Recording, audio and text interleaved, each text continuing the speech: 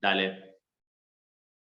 Bueno, tenemos que agradecer a Víctor Rebló, secretario de Educación de la provincia de Santa Fe, como siempre, de su buena predisposición, sabiendo que a veces las condiciones, la conectividad, las cuestiones, las herramientas tecnológicas a veces nos juegan un poco en contra, pero bueno, vamos a tratar de ponerle humor y tratar de seguir adelante. Víctor, gracias por tu tiempo y principalmente queríamos charlar contigo porque se anunciaron desde la provincia nuevas medidas en la cartera de educación a partir del 1 de agosto. Queríamos conocer principalmente cuáles son estas nuevas modalidades de educación y cómo se van a llevar a cabo. Bueno, buen día José, buen día para toda la audiencia. Sí, y tenemos dos líneas de trabajo muy importantes para este segundo cuatrimestre del año, que gracias a la vacunación, gracias a los protocolos, tenemos presencialidad plena, segura, cuidada, continua, que no tenemos que olvidarnos de dónde venimos. Estamos en una salida de la pandemia, ¿no? La presencialidad plena es muy importante porque se recupera en la enseñanza sistemática y los alumnos cuando socializan, viven la transmisión cultural y participan de los aprendizajes en forma continua, evidentemente los logros van a ser muy diferentes en términos de calidad de lo que fueron los años anteriores. En ese sentido, vamos a trabajar con dos líneas intensas, una que tiene que ver con la jornada extendida que se va a empezar a aplicar en aproximadamente 700 escuelas primarias rurales de la provincia de Santa Fe. Esto es algo que se viene hablando desde el mes de febrero, del mes de marzo, fue tratado en el Consejo Federal por todos los ministros de todas las provincias del país y fue aceptado. En la provincia de Santa Fe vamos a empezar con estas 700 escuelas rurales a partir de la semana que viene.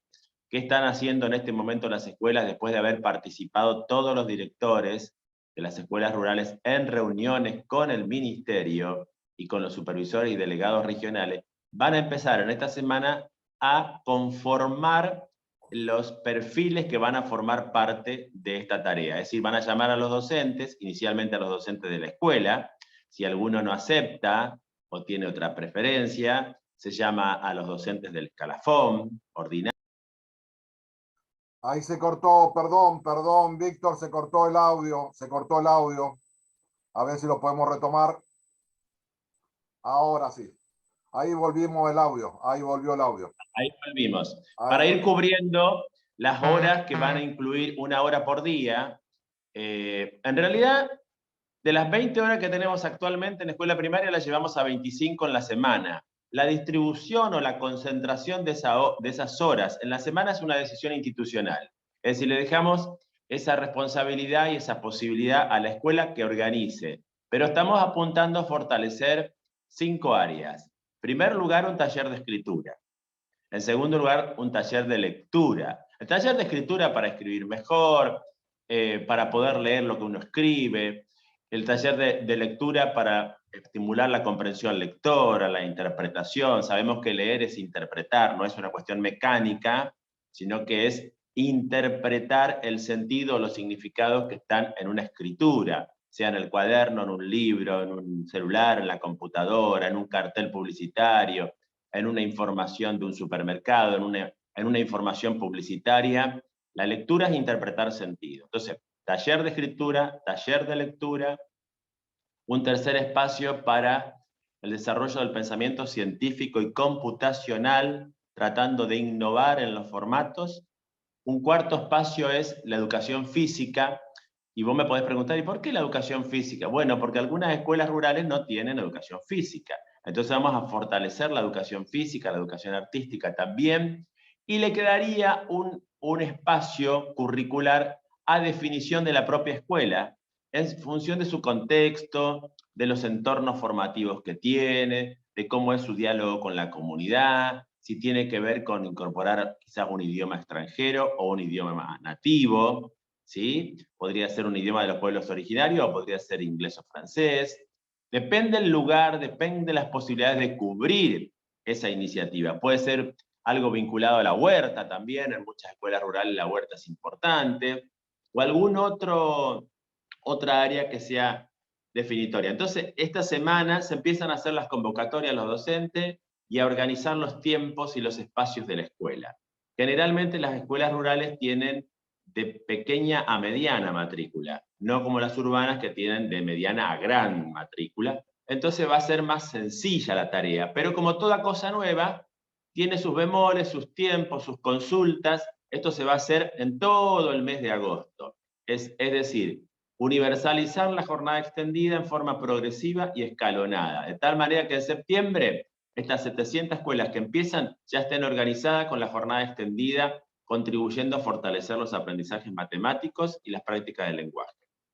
Víctor, te quiero hacer una consulta porque las realidades son distintas. En el departamento de la capital, digamos que llega hasta el Arroyo Oreyes y después el departamento Garay, las realidades son distintas. No sé si en el departamento de la capital hay escuelas rurales, como estás planteando, estas 750 escuelas, y la realidad es distinta porque también te estoy planteando porque, por ejemplo, el gremio de los docentes, ANSAFE, está cuestionando algunas prácticas que tienen que ver con esta nueva implementación.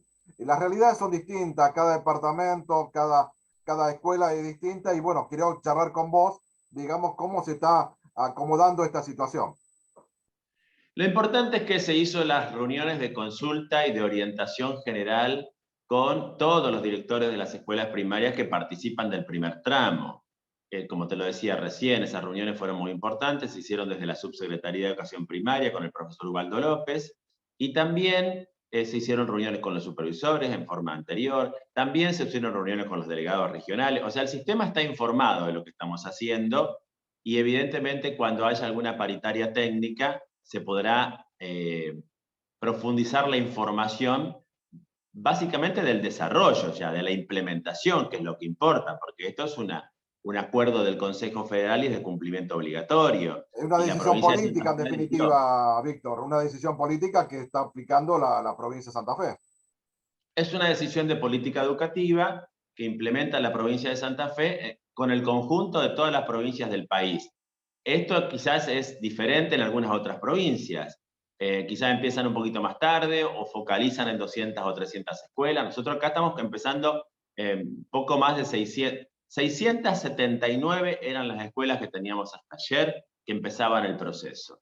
Y después se van a ir sumando las escuelas de los pequeños pueblos hasta que lleguemos a las escuelas urbanas grandes, ¿no? Donde hay doble turno, donde hay que proceder con otro tipo de planeamiento y empezarán las reuniones con los directores también para organizar y orientar toda la tarea. Bueno, y vos hablabas de dos decisiones. La otra era el criterio de empezar a aplicar la cuestión de avance continuo, esta nueva modalidad que también la provincia está adoptando. Sí, lo decís muy bien, Aldo, porque es una escuela de avance continuo. Es decir, lo que quiere hacer el sistema es reconocer los aprendizajes y las materias y las áreas curriculares que aprobó el estudiante, como ocurre en el nivel superior. En el nivel superior, en los institutos superiores terciarios y en las universidades nacionales, funciona así. Es algo valioso que nosotros estamos mirando.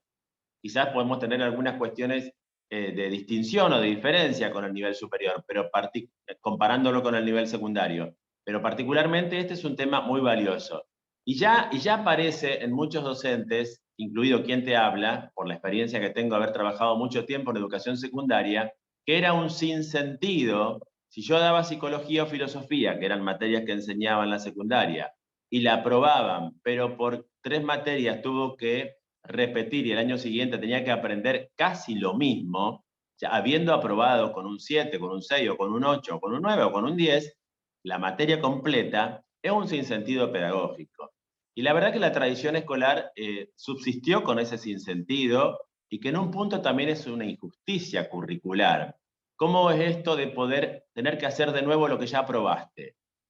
Es un sinsentido. Entonces, queremos que el alumno avance, que siga, que vaya para adelante, no para atrás, y no que se estacione, porque además la repitencia ya quedó demostrada que es casi una antesala del abandono. Entonces nosotros que no queremos que el alumno vaya para atrás o que esté afuera de la escuela, queremos que avance. Entonces, aprobó 5 materias, aprobó 8 materias, aprobó 7 materias. Bueno, continúa en el curso superior, en el curso subsiguiente, pero aprendiendo los contenidos nuevos y fortaleciendo los pendientes. Cada escuela, con las orientaciones que reciba del ministerio, irá... Se cortó nuevamente el audio, Víctor, discúlpame. Ahora ahí volvimos a nuevamente el audio. Sí, Que se va a ir, digamos, adaptando a las necesidades este criterio. Me parece interesante la propuesta. Y lo que yo te quiero preguntar, porque también hablamos de que una decisión política que ha tomado el gobierno provincial es el tema de la conectividad. Si la herramienta de la conectividad e Internet también va a complementar estas cuestiones que ustedes están definiendo actualmente. sí, el proyecto de Santa Fe Más Conectada, que tiene que ver con reducir enormemente la brecha digital que existe, la gran desigualdad social, económica, vinculado al tema de la conectividad pedagógica, es muy importante porque tenemos los antecedentes y las lecciones aprendidas durante el 2020 y 2021 por la pandemia, donde la mayor parte de los docentes y estudiantes usaron el celular en un 70% de la docencia del país para comunicarse, estar informando a los alumnos de las tareas a realizar y la orientación sobre los cuadernos pedagógicos. Solamente un 28% usó las aulas virtuales a través de una computadora o a través de un aula virtual. Entonces, evidentemente, ese es un punto clave. El gobierno ha decidido licitar los Wi-Fi en los barrios populares de Rosario y de Santa Fe y fundamentalmente los 4.000 kilómetros de fibra óptica que en parte van a ir soterrada, bajo tierra y otras partes irán en altura, para las 365 localidades de la provincia de Santa Fe. Eso fue la apertura de los sobres, fue hace 2 meses y medio, supongo que ya en un mes o 2 más, el propio gobierno, a través del Ministerio de Economía, resolverá la adjudicación de las obras. Eso es muy importante, muy valioso, que por otro lado se suma al Programa Nacional de Conectar Igualdad, que nos permite distribuir los dispositivos, es decir, las netbooks que estamos entregando a estudiantes de escuelas secundarias, y el otro componente importante es la capacitación docente en la plataforma virtual del Ministerio, que ya están ofreciéndose desde el mes de marzo. Todos los meses se comienzan con nuevos cursos, tenemos 5 trayectos de formación continua, de formación docente continua, es decir, 5 cursos, ¿sí? Hay uno de robótica en el nivel inicial, hay uno de escuelas rurales y TICs, hay otro sobre alfabetización digital básica, hay otro sobre ciudadanía digital, y un 5.º curso que está destinado a los directores, es decir, tecnologías digitales en la gestión directiva. Todo eso es muy importante porque en el tramo de 3 años, 2022, 2023 y 2024, vamos a capacitar a la mayoría de los 66.000 docentes que tiene la provincia de Santa Fe. ¿Sabe? Y la última pregunta, Víctor, porque sé que estás con el tiempo justo. Digamos, las veces uno tiene que aprender de situaciones difíciles, digamos, hemos pasado la pandemia y se habla de la resiliencia, ¿no? Y aprender de situaciones críticas y, bueno, transformarlo para seguir avanzando. Y la pregunta tiene que ver, bueno, la infraestructura educativa, los edificios, todo lo que es la incorporación de la arquitectura, las nuevas necesidades que se tienen en estos tiempos. Eso también seguramente ha sido un aprendizaje para tenerlo en cuenta a futuro. Sí, la verdad es que en la arquitectura escolar nueva, a partir de los diseños que hace el Ministerio Provincial y el Ministerio de Infraestructura de la provincia, es muy importante porque con el modelo post-pandémico se aprovecha la energía, se aprovecha la luz, se aprovecha el agua de lluvia, se incorporan pisos térmicos, mucha ventilación cruzada. Hay unos modelos de construcción elaborados por la propia provincia que se están implementando en la construcción de los jardines de infantes y también en la construcción de las escuelas secundarias. Hay varias líneas de financiamiento con fondos nacionales, con fondos provinciales, con los fondos del Banco Latinoamericano, estos que son los fondos de la CAF, que tienen que ver justamente con Santa Fe Más Conectada, que prevé también aproximadamente una construcción de 50 edificios escolares, más lo que ya se están construyendo, los que estamos inaugurando, y las 100 aulas que empezamos a construir en el mes de febrero. Justamente ayer nos visitó la directora nacional de infraestructura, la ingeniera Patricia Morales, y estuvo trabajando en el monitoreo de la construcción de esas 100 aulas que tienen financiamiento nacional. Hay una inversión muy importante en el 2021 y en el 2022 de fondos provinciales para la infraestructura escolar. Así que estamos avanzando muy bien. Vos notarás que hay menos reclamo de los gremios respecto al tema de infraestructura, porque en realidad la inversión es muy grande y es muy fuerte, y se está desarrollando en todas las regiones de la provincia de Santa Fe.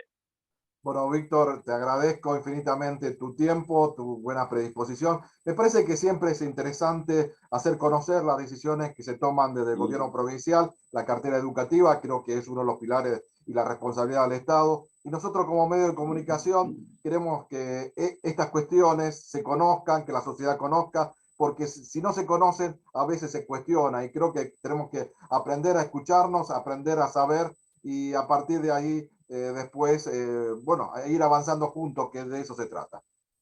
Sí, Aldo, te agradezco mucho porque lo que decís es muy cierto. En la construcción democrática, el Estado y el gobierno tienen que estar cerca de la gente, cerca de la comunidad y particularmente en el caso nuestro, cerca de las escuelas. Y es muy valiosa la información pública, porque cuando no hay información queda un hueco y uno lo llena con cualquier cosa el hueco. Si hay información objetiva, si los periodistas nos indagan, nos preguntan, nos orientan, dan también participación a la gente, ustedes se nutren de las preguntas de la comunidad, me parece que hay una ida y vuelta muy valioso, así que en ese sentido agradezco mucho la disponibilidad que vos tenés con tu programa para estar siguiendo las políticas educativas del gobierno provincial. Muchas gracias, Víctor. Un abrazo grande. Al contrario. Al contrario.